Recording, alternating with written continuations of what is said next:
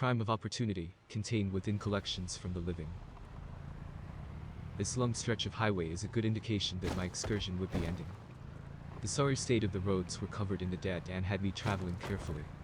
Recent news about the living also made me anxious. I tightened my grip on the cargo, as if I needed assurance it was secure. Morning light beckoned me back to my newly acquainted friend. The lull of driving had me thinking of our first encounter. Anthony went into the motions of securing the exits. A necessary routine, now more than ever. It's not every day you rescue a victim. Mostly because they are already dead by the time you find one. I finished hastily and entered the room where Harvey rested. His leg was slowly leaking, soaking a large spot into his pants, and he looked uncomfortable. "How are you feeling?" "My leg is killing me. Bleeding like hell. We should get it cleaned up again." Anticipating the bandage swap, Harvey sat upright. Finding things in dim light has become second nature to me. As I unwrapped his soiled bandage, Harvey, with venom, said, "You know they took my goddamn bike." "Yeah, that's all you've been muttering about. I need you to tell me what happened. I've hauled so far, meet me in the middle, man." We exchanged a look, and as he started to speak I started wrapping his wound up. Bandits rolled on me while I was looking for supplies and started shooting.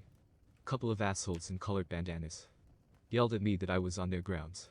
I hit it first and tried to slip out, maybe reach my bike, but it broke into a shootout, and I got hit. Limped off into the forest, then you somehow found me. Strange coincidence if you ask me. I chose not to engage anymore and got up to prepare some food.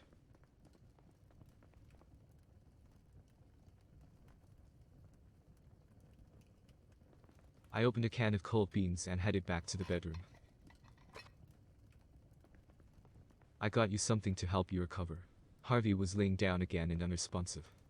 He wouldn't respond when I shook him, but he was still breathing. "He is losing too much blood. We need to find a needle to stitch him up. The doctor's office not far from here might be Harvey's only hope. That bandage will have to hold him off until sunrise." I ate the rest of my beans in silence. The continuous drive had started to weather my focus. The fog was thick, I nearly missed the ambulance.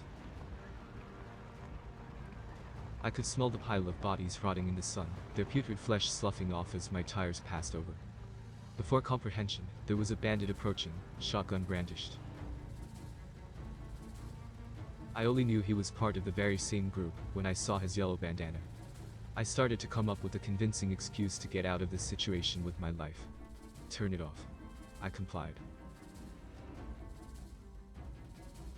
He motioned for me to get out, and so I did.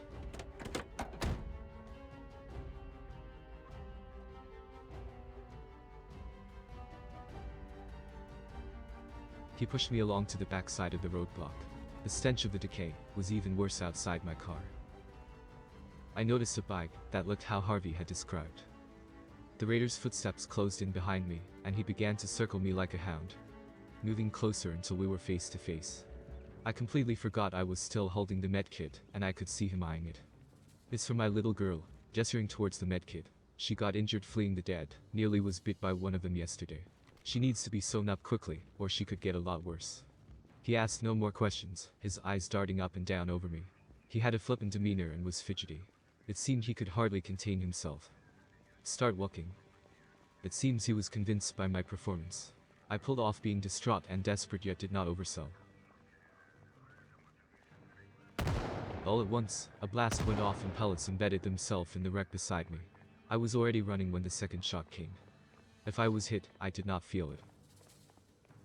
Past a set of trees, I saw numerous unmarked graves.